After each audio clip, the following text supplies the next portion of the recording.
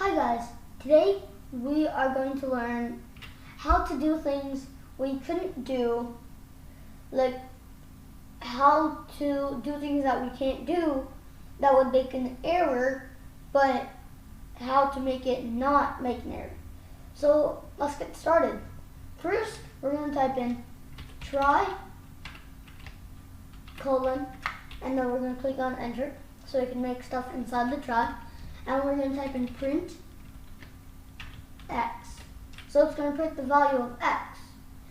But as you can see, there is no value of x.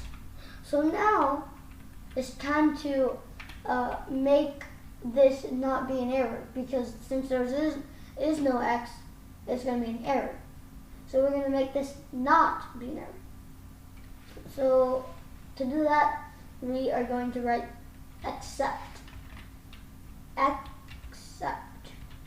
Except spelling is E-X-C-P-T.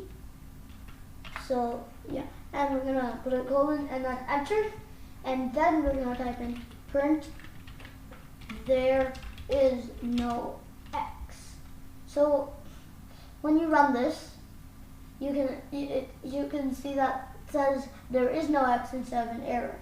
So if you delete this code, so if you do print x like this, and you run it, it says track back, and you can read the name error. It says name x is not defined.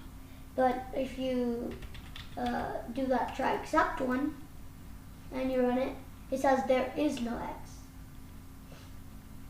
So yeah, you can basically do anything with this that makes an error, but you don't want it to be an error.